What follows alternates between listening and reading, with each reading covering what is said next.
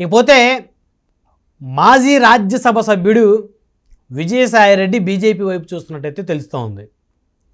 విజయసాయిరెడ్డి అంటే మొట్టమొదట గుర్తుకొచ్చేది జగన్మోహన్ రెడ్డి. జగన్మోహన్ రెడ్డి అంటే విజయసాయిరెడ్డి.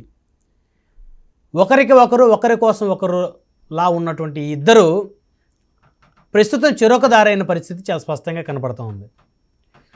వైఎస్ఆర్ మరణంతో వైఎస్ఆర్ కాంగ్రెస్ పార్టీని ఏర్పాటు చేసిన జగన్మోహన్ రెడ్డికి అత్యంత సన్నిహితుడిగా కుడిభుజంలాగా మారాడు విజయసాయిరెడ్డి. అయితే చార్టెడ్ అకౌంట్గా తన జీవితాన్ని ప్రారంభించిన విజయసాయిరెడ్డికి వైఎస్ఆర్ కుటుంబంతో పెద్ద ఎత్తున అనుబంధం ఉందని చెప్పుకోవచ్చు. సో వైఎస్ఆర్ కుటుంబం మీద ఉన్నటువంటి అనుబంధము, ప్రేమ, ఆప్యాయత, అనురాగమే జగన్ని తనకు దగ్గర చేసింది. తనకి జగన్కి మధ్య ఒక బాండింగ్ ఏర్పడేలా చేసింది. అయితే అది ఎంతలా అంటే సాక్షాత్తు జగన్మోహన్ రెడ్డి జైలుకు వెళ్ళినప్పుడు కూడా ఆయన అక్రమాస్తుల కేసుల్లో ఆయనతో పాటు విజయసాయిరెడ్డి కూడా జైలుకు వెళ్ళారు. అంటే జగన్మోహన్ రెడ్డికి సంబంధించినటువంటి ప్రతి అంశం కూడా విజయసాయిరెడ్డికి పూర్తిగా తెలుసు. ఆయనకి సంబంధించినటువంటి అంశాలు, ఆయన మీద ఉన్నటువంటి కేసులు, ఆయన యొక్క ఆర్థిక లావాదేవీలు ప్రతి ఒక్కరు కూడా విజయసాయిరెడ్డికి తెలుసు. అలాంటి విజయసాయిరెడ్డి 2016లో మొట్టమొదటిసారి రాజ్యసభకు ఎంపికయ్యారు వైఎస్ఆర్ కాంగ్రెస్ పార్టీ నుంచి. సో ఆ తర్వాత 2019లో వైకాపా అధికారంలోకి రావడానికి కీలకమైనటువంటి పాత్ర పోషించారు. ఎంతోమంది హేమాహేమీలను వైకాపాలో చేర్చడంలో విజయసాయిరెడ్డిది కీలక పాత్ర. అప్పటి వరకు కాంగ్రెస్ పార్టీలోను, తెలుగుదేశం పార్టీలోను, మరి గతంలో ప్రజారాజ్యంలోనూ పనిచేసినటువంటి కీలకమైనటువంటి నేతలను, ఆర్థికంగా, రాజకీయంగా, సామాజికంగా బలవంతులైనటువంటి నేతలను వైఎస్ఆర్ కాంగ్రెస్ పార్టీలో చేర్చి వైకాపా 151 స్థానాలతోటి ప్రభుత్వాన్ని ఏర్పాటు చేయడంలో విజయసాయిరెడ్డిది కీలక పాత్ర అని చెప్పుకోవచ్చు. అయితే ఆ తర్వాత మళ్ళీ రెండోసారి రాజ్యసభకు ఎంపికయ్యారు వైఎస్ఆర్ కాంగ్రెస్ పార్టీ నుంచి. నెంబర్ 2గా ఉన్నటువంటి విజయసాయిరెడ్డి స్థానాన్ని సజ్జల రామకృష్ణారెడ్డి ఆక్యుపై చేశాడనే అభిప్రాయం వైసీపీ శ్రేణుల్లోనే ఉంది. జగన్మోహన్ రెడ్డి పక్కన విజయసాయిరెడ్డి ఉన్నంతకాలం ఆయనకు అన్ని విజయాలే కానీ అపజయాలు లేవు. ఎప్పుడైతే సజ్జల రామకృష్ణారెడ్డి వచ్చి చేరాడో ఆయనకు అన్ని అపజయాలే అనేది వైఎస్ఆర్ కాంగ్రెస్ పార్టీ యొక్క అభిప్రాయం. ఆ అభిప్రాయాన్ని చాలామంది నేతలు బహిరంగంగా చర్చా వేదికల్లోనే వైకాపాకు చెందినటువంటి ప్రజాప్రతినిధులు, ఆ పార్టీ అధికార ప్రతినిధులే సాక్షాత్తు ఆ పార్టీకి అనుకూలంగా ఉన్నటువంటి ప్లాట్ఫామ్ మీద కూర్చొని మాట్లాడినటువంటి పరిస్థితి ఉంది గతంలో. సో అలాంటి విజయసాయిరెడ్డి 2024 ఎన్నికల్లో జగన్మోహన్ రెడ్డి అభ్యర్థుల మేరకు నెల్లూరు నుంచి ఎంపీగా పోటీ చేసి మరి కూటమి అభ్యర్థి వేమిరెడ్డి ప్రభాకర్ రెడ్డి గారి చేతుల్లో చిత్తుగా ఓడిపోయారు. ఆ తర్వాత ఆయన రాజకీయాలు గుడ్ బై చెప్పారు. తన రాజ్యసభ సభ్యత్వానికి వైకాపా పార్టీకి రాజీనామా చేశారు. కొన్నాళ్ళు స్తబ్దుగా ఉన్నారు. వ్యవసాయం చేసుకుందాం అనుకుంటున్నా అని చెప్పేసి ఆ రోజు రాజీనామా చేసిన ఆయన పెట్టిన ప్రెస్ మీట్లో ప్రధానంగా చెప్పారు.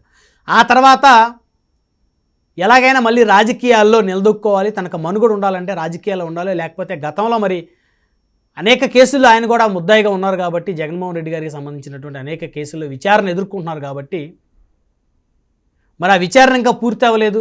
ఆయన దోష నిర్దోష తేలలేదు. ఆరోపణలు అయితే ఎదుర్కొంటా ఉన్నారు, రిమాండ్ చేసి వచ్చారు. అలాంటి విజయసాయిరెడ్డి గారు ఇప్పుడు బీజేపీ వైపు చూస్తున్నారనే ప్రచారం జరుగుతూ ఉంది. సాక్షాత్తు నరేంద్ర మోదీ గారి సమక్షంలో బీజేపీ కండవా కప్పుకోవడానికి ఆయన సిద్ధమైపోయారంట. ఆయన ఏదైతే రాజ్యసభ సభ్యత్వం రాజీనామా చేశారో అదే సభ్యత్వం నుంచి బీజేపీ అభ్యర్థిగా ఆయన ఎంపిక లాంఛనమే అనేది బీజేపీ వర్గాల నుంచి కూడా వినపడుతున్న మాట. సో ఇప్పటివరకు అధికారికంగా విజయసాయిరెడ్డి అయితే ధృవీకరించలేదు తను ఏ పార్టీలో జాయిన్ అవుతున్నది. కానీ తనకు కేటాయించినటువంటి ఆ రాజ్యసభ ఏదైతే ఉందో తను రాజీనామా చేసిన తర్వాత అది మళ్ళీ తనకే కేటాయించే అవకాశం అయితే ఉంది. జగన్మోహన్ రెడ్డికి కుడిభుజంలా, జగన్మోహన్ రెడ్డి అధికారంలో రావడానికి కీలకమైన పాత్ర పోషించిన విజయసాయిరెడ్డి లాంటి స్ట్రాటజిస్టులు బీజేపీలో చేరితే బీజేపీకి లాభం చేకూరుతుందనే అభిప్రాయం ఆ పార్టీ అధిష్టాన వర్గాల్లో ఉందంట.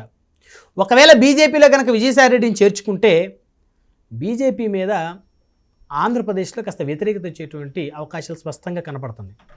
అంటే అక్రమాస్తుల కేసుల్లో విచారణ ఎదుర్కొంటున్న వాళ్ళని, అవినీతి కేసుల్లో జైలుకు పోయి వచ్చిన వాళ్ళని, బ్యాంకులకి డబ్బులు ఎగవేత వేసినటువంటి బడాబాబుల్ని బీజేపీ కాపాడుతుంది అనేటువంటి అభిప్రాయం ప్రజల్లోకి వెళ్ళేటువంటి అవకాశం అయితే స్పష్టంగా ఉంది. అఫ్కోర్స్ ఒకవేళ ఆంధ్రప్రదేశ్లో కూటమికి సంబంధించి జగన్మోహన్ రెడ్డి దగ్గర విజయసాయి రెడ్డిని విడదీసి బయటికి లాగితే అతని బలాన్ని సగానికి సగం తగ్గించినట్టు అవుతుందనే అభిప్రాయం ఒకవేళ ఆ పార్టీ క్యాడర్కి ఆ పార్టీ నాయకులు హితబోధ చేసినప్పటికీ కూడా సామాన్య ప్రజానీకంలో మాత్రం ఖచ్చితంగా బీజేపీ చెంతన చేరితే వాషింగ్ పౌడర్ నిర్మాలాగా అందరూ కూడా మరి వాషౌట్ అయిపోవచ్చు అనేటువంటి అభిప్రాయం ప్రజల్లో ఏర్పడుతుంది. వారి మీద ఉన్నటువంటి కేసులన్నీ కూడా మరి వాషౌట్ అయిపోతాయి అనేటువంటి అభిప్రాయం ఏర్పడుతుంది.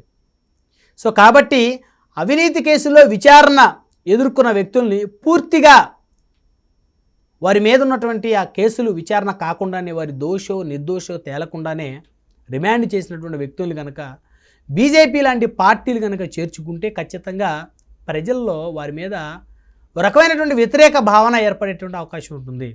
సో బడాబాబులకి ప్రజల ధనాన్ని దుర్వినియోగం చేసిన వారికి బీజేపీ కొమ్ము కాస్తుందనేటువంటి అభిప్రాయం అయితే ఖచ్చితంగా ఏర్పడుతుంది.